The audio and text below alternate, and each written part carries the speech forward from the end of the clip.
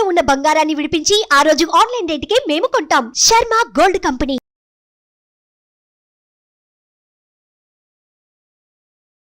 నమస్కారం, welcome to Suman TV. నేను గీతాంజలి. ఇవాళ మనతో పాటు ఉన్న అతిథి శ్రీ విద్యాపీఠం వ్యవస్థాపకులు, గత 45 సంవత్సరాలుగా శ్రీ విద్య ఉపాసనతోటి ఎంతో మందికి మంత్రోపదేశాన్ని చేసిన శ్రీ గురు కరుణామయ్య గారు ఉన్నారు.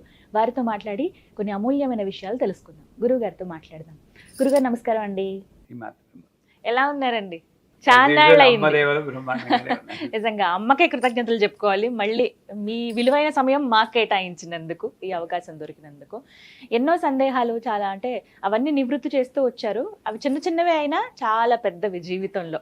అలా చాలా వరకు ప్రేక్షకులు కూడా వాటిని విని ఆచరిస్తున్నారు, ఆ పూజలు అవి చేసుకుంటూ ఉన్నారు. అందులో భాగంగా మరికొన్ని ప్రశ్నలు మా ముందు ఉంచారు, అవి నేను మీ ముందు ఉంచుతున్నాను.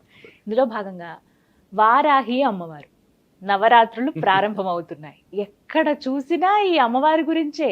వారాహి అమ్మవారు ఇలా అట, తాంత్రికమైన పూజలు చేయాలంటారు కొంతమంది, లేదు సాధారణమైన పూజలు చేయాలని కొంతమంది. అసలు అమ్మవారు ఎవరు, వారాహి అనే పేరు ఎందుకు వచ్చింది, లక్ష్మీ అమ్మవారైనా, పార్వతీదేవియా, లేకపోతే సరస్వతీదేవియా, అసలు ఆదిపరాశక్తి, ఇలా ఎన్నో సందేహాలు ఉన్నాయి. అసలు ముందుగా వారాహి అమ్మవారు ఎవరు, ఆవిడ విశిష్టత, ఆవిడ అవతార విశిష్టత తెలియచేయండి. మంచి ప్రశ్న అడిగారు. శ్రీ విద్యా పరంగా చూస్తే శ్రీ విద్యలో గణపతి, బాల, రాజశ్యామల, వారాహి, లలితమ్మ, ఈ దేవతలు ఒక్కొక్క దేవత ఉపాసన కొన్ని నెలల పాటు చేసుకుంటూ వస్తే ఈ దేవతల వల్ల, గణపతి ఉపాసన వల్ల మూలాధారంలో మనకున్నటువంటి భయము, అనుమానము తొలగిపోయి ఫోకస్ అండ్ కాన్సన్ట్రేషన్ వస్తుంది, శ్రద్ధ, ఏకాగ్రత. దానికోసం 3 నెలలు ఉపాసన చేయాలి, 3-4 నెలలు. తర్వాత బాల ఉపాసన చేస్తే మనకున్న కోపాలు అన్ని పూర్తిగా పోయేవరకు. అందుకే క్రోధ నాశిన్యే నమః అన్నారు, క్రోధ శమన్యే నమః అంటారు, లోభ నాశిన్యే నమః అంటారు. ఆవిడికి తెలుసు కోపం పూర్తిగా పోదని. అంటే ఈ కామక్రోధాలని కొంచెం అదుపులో ఉంచడానికి బాల ఉపాసన ఇక్కడ ఏమిటంటే భగవంతుని పూజ చేస్తే ఇది మాత్రమే కాదు, ఇది కూడా మారాలి అన్నది మనకు తెలుసుకోవాలి. రాజశ్యామల ఉపాసన చేసినప్పుడు ఇక్కడ ఉంటుంది అనాహత. అక్కడ అన్కండిషనల్ లవ్, నిబంధన రహిత ప్రేమ. ఇది కష్టం ఈ రోజుల్లో. ప్రేమ అంతా నిబంధనమే. నా మీద ఏమాత్రం ప్రేమ ఉన్నా 5 గంటల ఇంటికి వచ్చేయండి, కండిషన్స్ పెడతాము, ఇది నిబంధనతో కూడిన ప్రేమ. అలా కాకుండా నిబంధన రహిత ప్రేమ, ఇంద్రియ నిగ్రహం. ఇక్కడ పోతే వారాహి ఇక్కడ వస్తుంది. ఈవిడ దండనాథ అంటారు, డిసిప్లిన్. అయ్యవారు నాన్నగారు, అమ్మవారు. ఈ అమ్మ ఎలా ఉన్నా ప్రేమించి అమ్మ ఈవిడ కొంచెం రూల్స్ ప్రకారం డిసిప్లిన్ లో. అందుకని వారాహి ఆజ్ఞాచక్రంలో ఉంటుంది. వారాహి అమ్మవారు అంటే కొంచెం భయపడతారు. ఎందుకు? మిగతా వాళ్ళు కూడా ఈవిడ ఉగ్రదేవత, అందువల్ల ఈవిడ పూజ చేయకూడదు అని చెప్పడం, దండనాథ పురస్కృత అని. నిజానికి వారాహి అమ్మవారు లక్ష్మీదేవి యొక్క ఇంకొక అవతారం. శ్రీచక్రం తీసుకుంటే మొదటి ఆవరణలో మధ్య లైన్లో 8 మంది మాతృకా దేవతలు ఉంటారు. 8 మంది అష్టమాతృకలు అంటారు. అంటే సప్తమాతృకలు విన్నాం. ఎట్లా తెలుస్తుంది? ఇది బ్రాహ్మి, మాహేశ్వరి, కౌమారి, వైష్ణవి, వారాహి, మాహేంద్రి, చాముండ, మహాలక్ష్మి. మహాలక్ష్మి ఇక్కడ ఉంటుంది మన కుడి పక్కనే ముందు భాగంలో, వారాహి ఇక్కడ ఉంటుంది. ఇద్దరు ఒక పక్కన ఉంటారు. మహాలక్ష్మి ఇంటికి కట్టిన తోరణాలలాగా, మామిడాకులు తోరణం, అరిట. ఇంట్లో వ్యాక్యూమ్ చేసుకోకుండా దుమ్ము దూరంలో ఉంది, బయట తోరణానికి ఉపయోగం ఉందా? ఈ ఇంట్లో దుమ్ము దోగరా ఉంది, బయట ఇలాంటి డ్రెస్సులు వేసుకుంటే ఏమైనా ఉపయోగం ఉందా? ఈ మంగళకరం మహాలక్ష్మి అయితే. వారాహి ఆవిడ ఫేస్ కూడా బోర్ ఫేస్ అంటారు ఇంగ్లీష్. దానికి ఒక కొమ్ము ఉంటుంది. ఆవిడ కొమ్ముతో లోపలికి తిరిగి ఒక పొక్లైన్ లాగా లోపల చెత్త అంతా తీస్తుంది. ఎక్కడ బయట కాదు, ఇక్కడే ఉంది. రాక్షసులందరూ ఇక్కడే ఉన్నారు, మనం బయట ఉన్నారు కూడా. ఈ చెత్త తీసి బయట ఇక్కడ క్లీన్ చేస్తుంది. సో శుభ్రం చేసి లక్ష్మి, అశుభాన్ని తీసే లక్ష్మి వారాహి అయితే, శుభాన్ని తీసే లక్ష్మి మహాలక్ష్మి. ఇద్దరు మనకు కావాలి. వాక్యూమ్ క్లీనరు కావాలి, మామిడి ఆకులు కావాలి. ఇలా ఆనందంగా క్షమించాలి. వాక్యూమ్ క్లీనరే వారాహి. మన ఇల్లు శుభ్రం చేస్తుంది ఇల్లు, కానీ శుభ్రం చేసేటప్పుడు మరి కొంచెం చప్పుడు అవుతుంది, లోపల తవ్వుతున్నప్పుడు బాధేస్తుంది. అంచేత ఏంటి, ఇది సాధారణంగా ఇది ఉపాసన చేయకూడదు.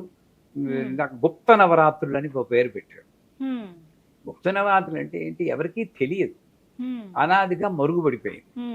అంతేగాని గుప్తం అంటే ఎవరో గుప్తంగా చేసుకోవాలి అని అప్పుడు లలితా సహస్రనామం కూడా లలిత రహస్యనామ సహస్ర స్తోత్రం అంటారు. అని గుసగుసగా చదవండి, పైకి చదువుతారు, ఎవరు చదవకూడదు. ఇది ఏంటంటే పైన మీనింగ్ తీసుకుంటున్నారు. రహస్యనామం అంటే బిందు తర్పణ సంతుష్ట అంటే పైకి కనబడి అర్థం ఒకటి, లోపల కనబడి అర్థం ఒకటి. ఆ మూల ప్రకృతికి వెళ్ళాలి అని చెప్పి. అంటే వారాహి అంటే ప్రత్యేకించి వేరే ఉగ్రదేవత కాదు, ఆ మహాలక్ష్మి ఈ వారాహి. ఇది అనాదిగా తాంత్రికానికి వైదికానికి ఉన్న ఒక పోరాటమే. వైదికంలో ఒక నియమము నిబద్ధత, ఇలా వీళ్ళే చేయాలి వాళ్ళే చేయాలి ఇలాగే చేయాలి, అది కరెక్టే, అదొక స్కూల్ ఆఫ్ థాట్. కానీ తాంత్రికం అనేటప్పటికీ సినిమా వాళ్ళ పుణ్యం గారు తాంత్రికం హామ్ రూమ్ అనే మాంత్రికులు చేసేదే తాంత్రికం అంటారు. తంత్రము అంటే పద్ధతి, సంస్కృతంలో తంత్రం సర్వ యంత్రాత్మిక, సర్వతంత్రాత్మిక, సర్వమంత్రాధిప, సర్వతంత్రం అంటే అన్ని పద్ధతులు. ఇదే పద్ధతి అనుకుంటే అదొక రకం. ఇదేంటి, నీ మనస్సు ఉంటే చాలు, భక్తి ఉంటే చాలు, ఎలా ఉన్నా సర్వకాల సర్వావస్థలందు మంత్రం పఠించుకో అనేది తాంత్రికం.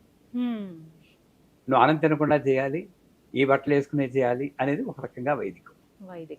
అంటే సెల్ఫ్ స్వతంత్ర పరతంత్ర విధానం అంటుంది తాంత్రికం. అంటే నీ డిసిప్లిన్ నువ్వే పెట్టుకుంటావు. నాకు డిసిప్లిన్ లేదని కాదు, డిసిప్లిన్ ఉంటుంది, కానీ నాకు మంత్రం గుర్తొచ్చింది నేను అన్నప్పుడు నేను చదువుతా. ఈ డ్రెస్ ఎలా ఉంది, నేను పాటించాను, అన్నం తిన్నానా పట్టించుకోను. ఆ రకంగా చూస్తే వారాహి తాంత్రికంగా ఎక్కువ పోయాడు.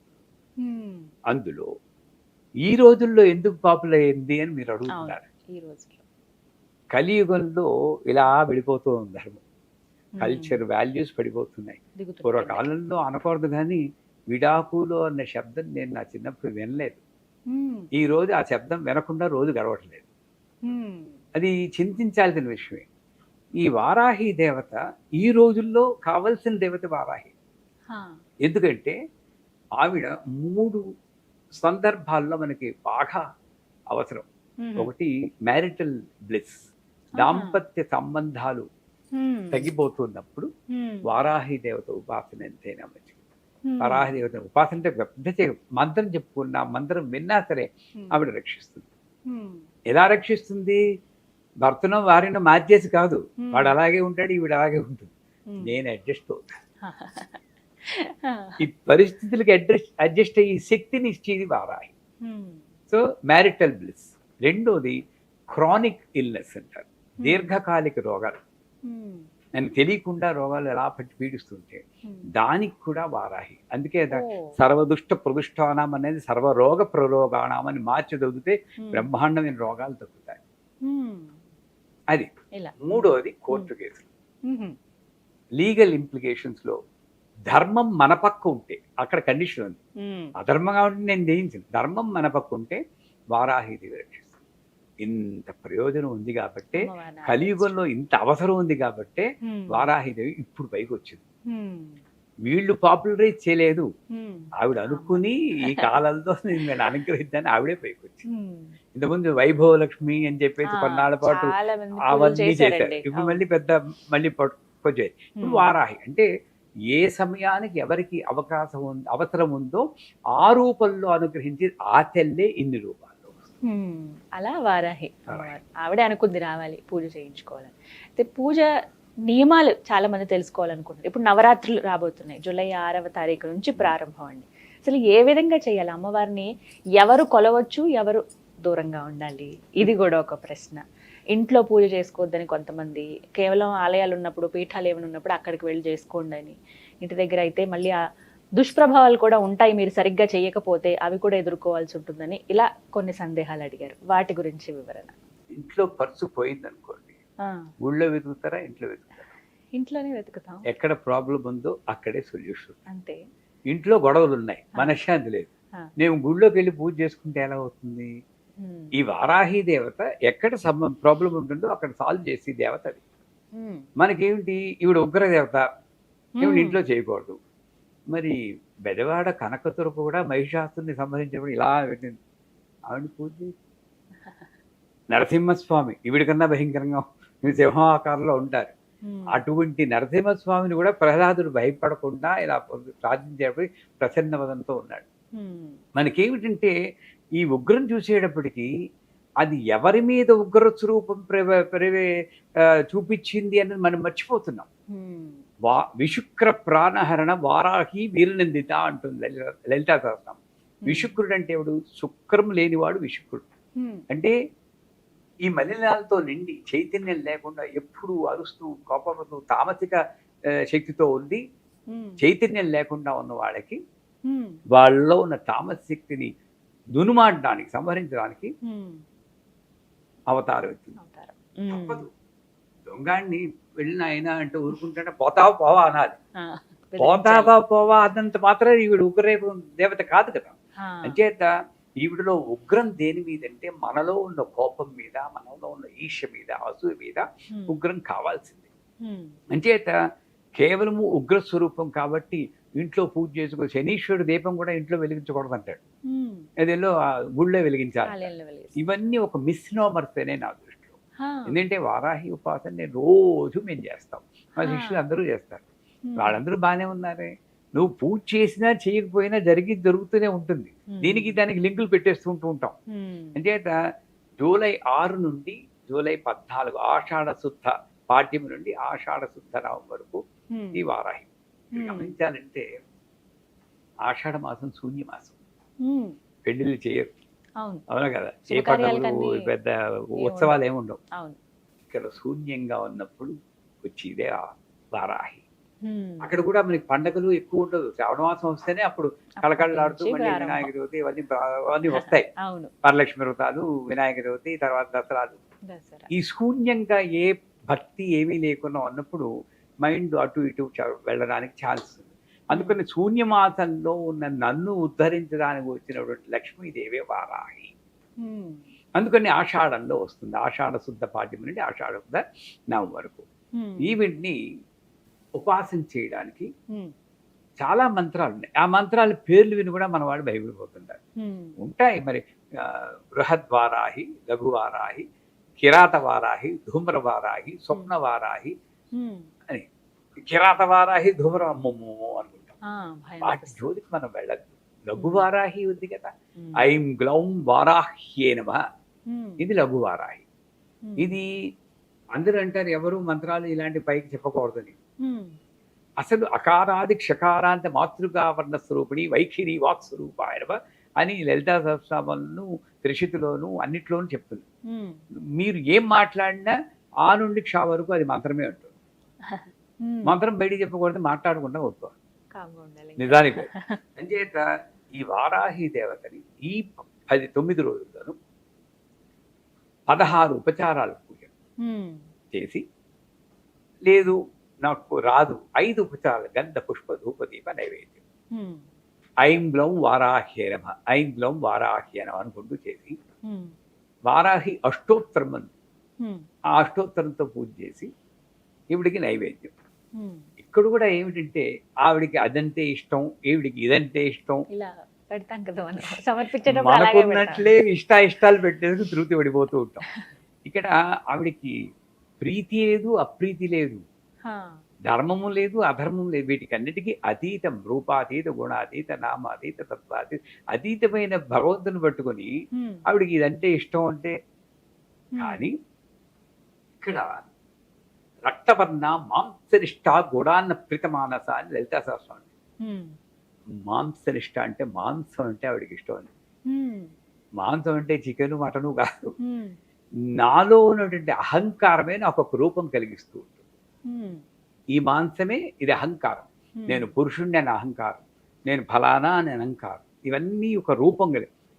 న్యాయంగా ఇవన్నీ తీసేయండి, అందరిలో ఈ మాంసాన్ని తీసేస్తే అస్థి పంజరమే, అవునా కదా? అన్నీ ఒకలాగే ఉన్నాయి. ఐడెంటిటీ కలిగించేది మాంసం. ఈ ఐడెంటిటీ అన్న అహంకారాన్ని తీసేస్తుంది కాబట్టి ఆవిడ మాంసం ఇష్టం. కానీ ఆవిడకి ఇష్టం కదా, నేను మాంసం పెట్టలేను కదా. మాంసానికి ప్రతీకగా మినపగారెలు పెడతారు. పెంచాలి. ప్రతి పెట్టి మళ్ళీ ఉగ్రదేవత కదా ఎందుకంటే ఒక తేనె చుక్కు వేస్తాం. తేనెలో ముంచెల్లిన గారెలు ఆవిడకి నైవేద్యం పెట్టి, లేదా ఆవిడ కోపం ఉగ్రం, మన కోపం మీద ఆవిడ కోపం చూపించాలి కాబట్టి ఎరుపు రంగు అంటే ఆవిడకి ఆవాహన ఎక్కువగా అవుతుంది కాబట్టి దానిమ్మ గింజలు నైవేద్యం పెడతారు.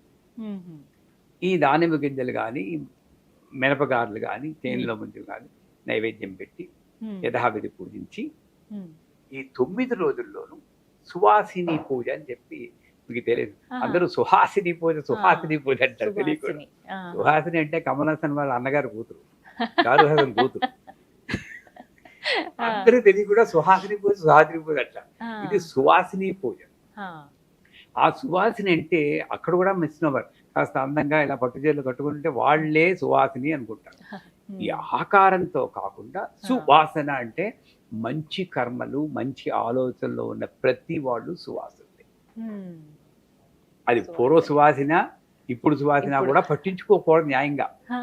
కానీ సువాసిని అంటే ఇది అనకుండా ఆ నియమాన్ని దాటుకొని, ఈ అడ్డుని దాటుకొని మంచి ఆలోచనలో ఉన్న వాళ్ళని పిలిచి ఇంకే ఆలోచన లేకుండా ఆ కాళ్ళకి పసుపు రాస్తుంటే చూస్తూ ఉంటాం కదా మన ఇళ్లలో. శ్రావణ మాసం వస్తుంది, బుట్టల్లో బత్తాయిలన్నీ పట్టుకుని మెట్లు ఎక్కుతూ పోతూ ఉంటారు. అన్నీ బాగుంటాయి కానీ వాళ్ళ జీవితాల్లో మార్పు రాదు. ఎందుకు? అక్కడికి వెళ్ళి కాళ్ళకి పసుపు రాస్తూ మీ అబ్బాయికి పెరుగుందమ్మా, లేదు తల్లి ఏం చేస్తాం, ఇలా కబుర్లు చెప్పుకుంటూ చేసి సువాసిని పూజ. అదే సువాసిని పూజ చేసినప్పుడు ఆవిడ్ని మాట్లాడకుండా కూర్చోమనాలి. అమ్మ కళ్ళు మూసుకుని కూర్చొని అమ్మవారిలా కూర్చోడు తల్లి అని జపం చేసుకోండి. నేను కూడా ఇంకొక ఇతరమైన విషయాలు మాట్లాడకుండా ఆ పాదాలకి పసుపు రాసి చక్కగా బొట్టు పెట్టి ఆవిడ పీకేయకుండా, ఎలా పీకేయకుండా ఆ పువ్వులేవో ఒళ్ళో పెట్టి ఆ సువాసినికి యథాశక్తి మన శక్తి కొలిది పూజ చేసి చీరవ జాకెట్ ఏదో ఇచ్చి చేయడం. చేశాక మూడో నియమం ఏంటంటే వారాహి తర్పణాలు అన్నాయి.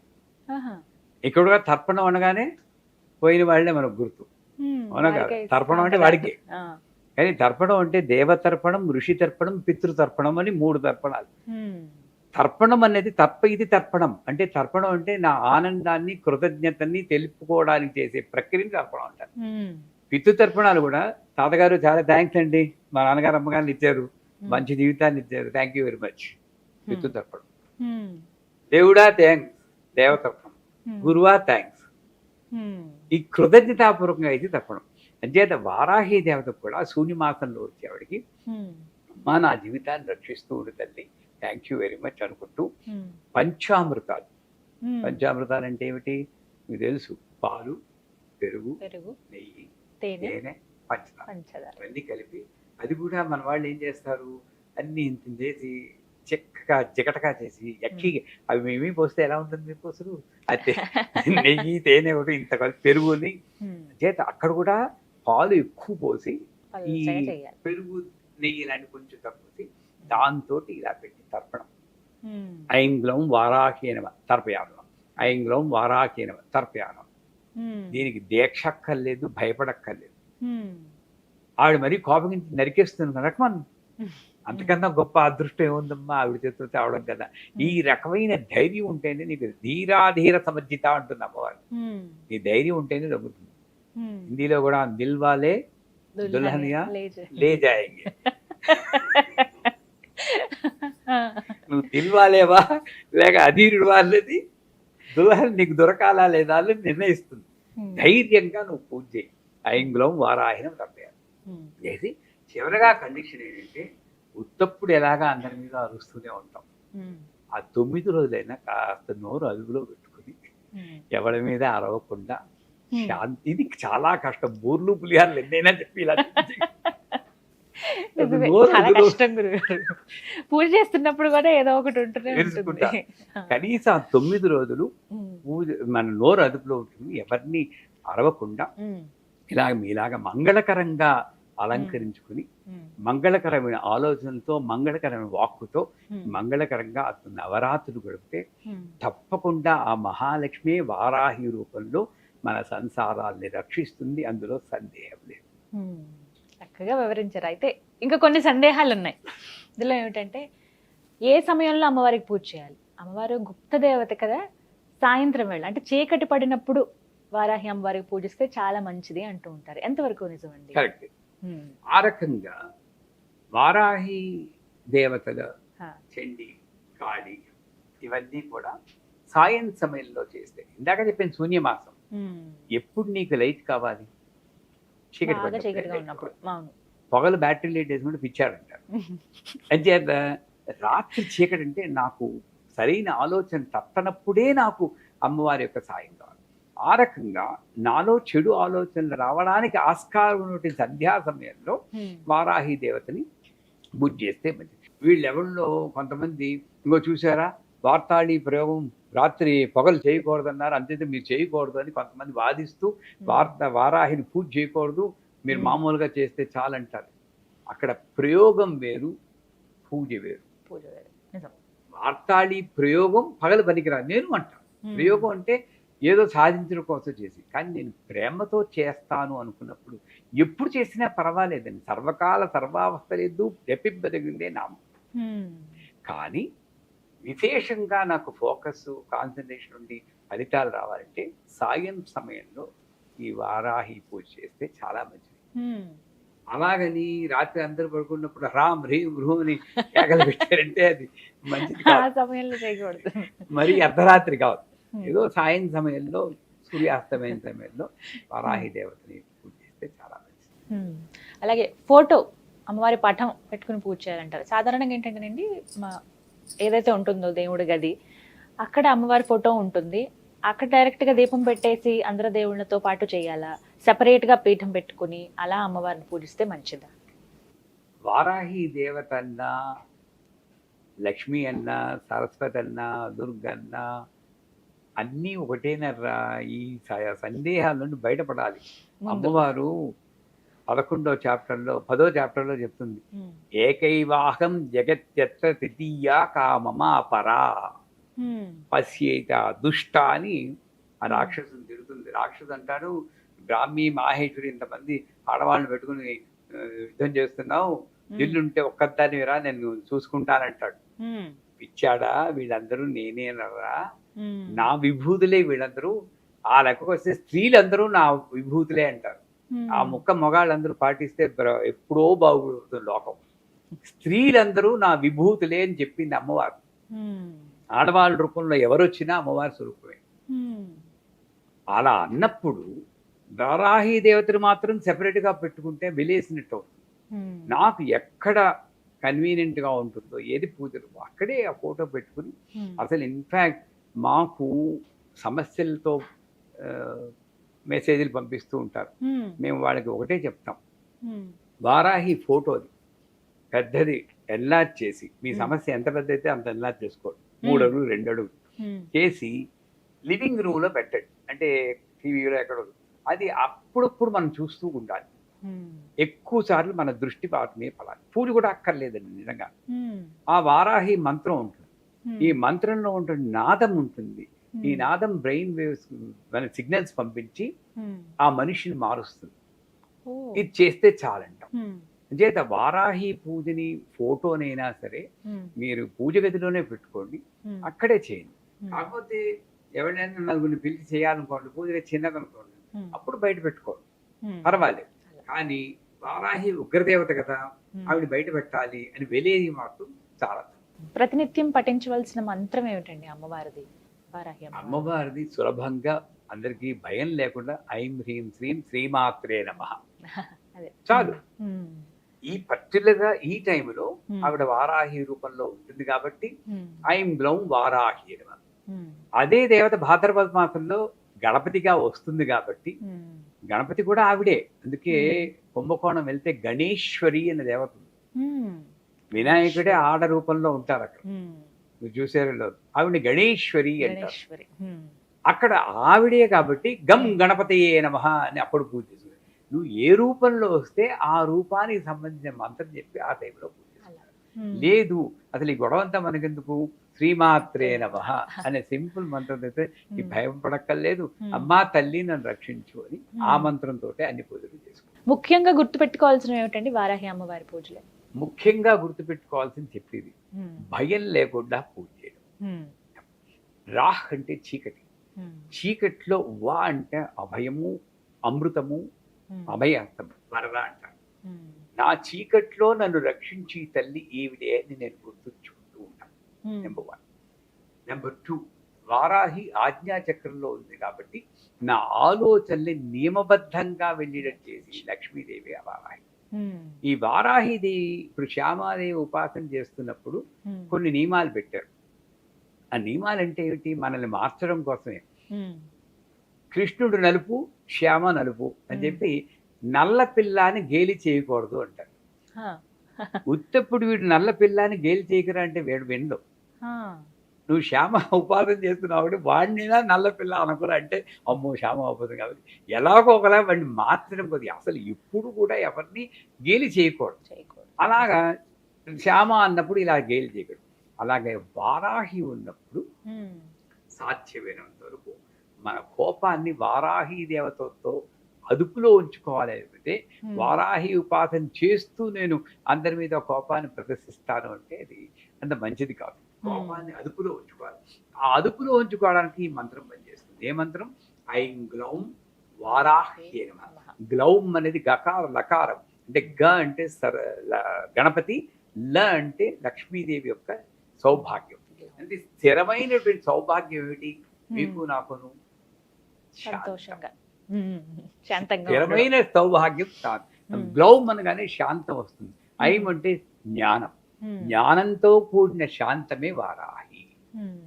ఆ వారాహి దేవత ఉపాసన ఇది గుర్తుంచుకుంటూ మనం చేస్తే పూజ చేసేంత ఫలితం ఉంటుందా? ఇలా మంత్రం ఒక్కటే ఉచ్చరిస్తే ఎన్నిసార్లు స్మరించుకోవాలి? అలా అసలు లెక్క లేదమ్మా మంత్రానికి. ఇప్పుడు ఇలా ఆఫీస్ లో ఉన్నప్పుడు, ఖాళీగా కూర్చున్నప్పుడు, ఎప్పుడైనా ఏమండి, ఒకటి ప్రాణ ప్రయాణ సమయే నారాయణ శబ్ద మాత్రేణ పునర్జన్మ నశ్యతి అంటే ఏమిటి?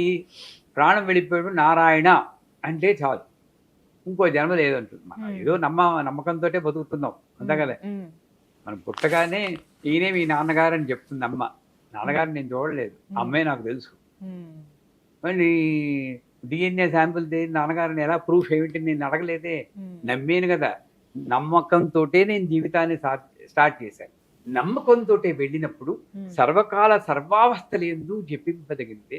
ఎందుకంటే ఎప్పుడు పోతుందో ఈ జీవితం తెలియదు ఎవరికి. చాలా మంది, ఒక ఆయన ఎవరు బాత్రూంలోనే వెళ్ళిపోయిన సినిమా యాక్టర్ కూడా మనం విన్నాం. అది విన్నప్పుడైనా సరే ఎందుకు అలాంటి న్యూస్లు వస్తుంటాయంటే అప్పటికైనా గుర్తు తెచ్చుకోవాలా, ఎప్పుడు పోతావో నీకు తెలీదు. అందుకే స్నానం చేస్తూ కూడా ఓం నమో భగవతే వాసుదేవాయ అనుకుంటూ స్నానం చేయమంటాం మేము. ఏమో ఇలా పెట్టి ఆగిపోతే లాస్ట్ మంత్రం వాసుదేవ మంత్రం. అంచేత ఇన్నిసార్లు పెట్టుకోకుండా, అది యాంటీబయాటిక్ అనుకుంటే ఇన్ని డోసులు ఇన్ని రోజులు, ఇది యాంటీబయాటిక్ కాదు. సర్వకాల ఎప్పటికీ కావాల్సిన మంది. అచేత నియమం అంటూ పెట్టుకొని ఇన్నిసార్లు అన్నిసార్లు కౌంట్ మీద కాకుండా, నాకు మీటింగ్కి మీకు షూటింగ్కి మధ్యలో గ్యాప్ దొరికితే మంత్రం చెప్పుకోండి, బ్రహ్మాండంగా ఉంటుంది. నన్ను నేనే మెసప్ చేసుకుంటున్నాను. ఈ టైంలోనే నేను మంత్రం చెప్పాలి, ఈ టైంలోనే పూజ చేయాలి అని. ఎప్పుడైనా సరే సౌందర్య లహరి చదివితే మనకు అర్థమవుతుంది. ఎప్పుడైనా సరే నాకు ఇంత గ్యాప్ దొరికితే ఆ మంత్రం చెప్పాలి, తప్పే. ఇలా తల్లిని ప్రసన్నం చేసుకోవచ్చు. చాలా చక్కగా వివరించారు గురుగారు. నమస్కారం అండి. సుమన్ టీవీలో మీ పర్సనల్ అండ్ బిజినెస్ ప్రమోషన్స్ కోసం కింది నెంబర్కి కాంటాక్ట్ చేయండి.